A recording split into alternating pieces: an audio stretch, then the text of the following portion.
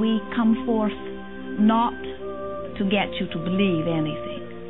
We see great diversity in that which you believe. And in all of that, there is perfect balance. And so we come forth not to alter your beliefs, but to reacquaint you with the eternal laws of the universe. And we are here to express all of that to you in detail. Let's talk a little bit about the nature of desire from, now don't get freaked out, a quantum physics point of view. Oh my God, this is going to talk about physics. I don't want to listen. Just relax. You're going to enjoy this.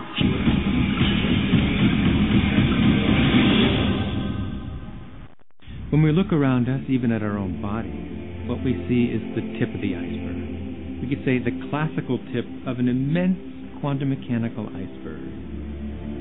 Everything in the universe is energy. Your body's energy. The room you're living in is energy. Everything you want is energy. And that's not a new idea. A fuzzy-haired guy in 1925 wrote on his chalkboard, E equals mc squared. And we couldn't grasp what that meant. What that says is on one side of the equation is mass and light and everything that we perceive, but it all equals energy. Everything is energy. And let me help you understand that just a little bit. There's the universe, of course, and our galaxy, and our planet, and then individuals, and then inside of this body are organ systems, and then there's cells, and then there's molecules, and then there's atoms, and then there is energy. So there are a lot of levels to talk about something on. But when you get down to it, everything is energy.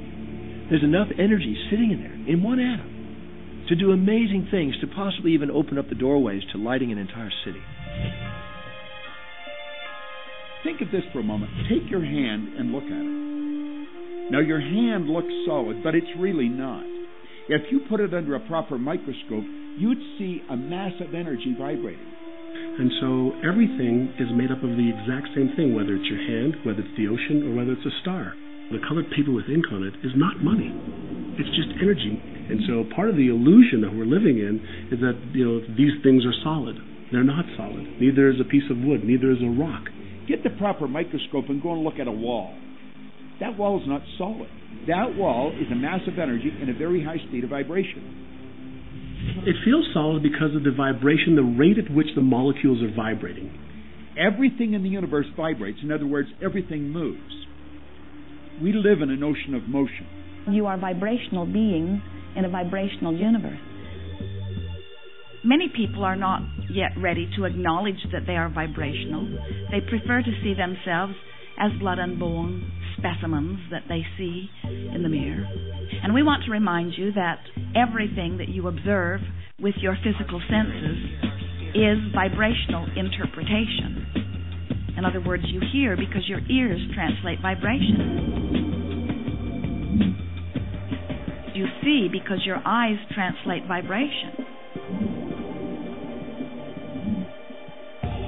You smell because your nose translates vibration. Your fingertips are translating vibration. Your tongue is translating vibration. All of your senses are about the translation of vibration, and that's why you are able to perceive your environment in the way that you do. So it's very difficult for us as scientists or engineers or medical doctors or anybody to come to terms with the fact that what our senses are telling us is really not the whole story. We've been so taught to live with our physical senses, hear, see, smell, taste, and touch. But our physical senses lie. Our physical senses don't tell us the truth. If you only judged by your sensory factors, you'd believe the sun took a bath in the ocean every night and burrowed through the earth and was reborn on the eastern shore the next morning. I mean, the ancients used to believe that, but now you know better than that. If you judged only by your sensory factors, you'd believe that train tracks met in the distance. But you know better than that, and you turn away from your senses. If you lived only by your sensory factors, you'd believe that a dog whistle made no sound. But you know better than that, so you turn away from your sensory factors and you stand out in your yard and you blow away. And yet how many times, if we're not careful, do we find ourselves living at nothing more than the sensory level? If we take a look at everything in the universe, we know from a scientific perspective is made up of something called energy. So what do we know about the properties of energy? Number one, all energy has a vibration. All energy has a vibration. It emits a frequency. We are frequency generators.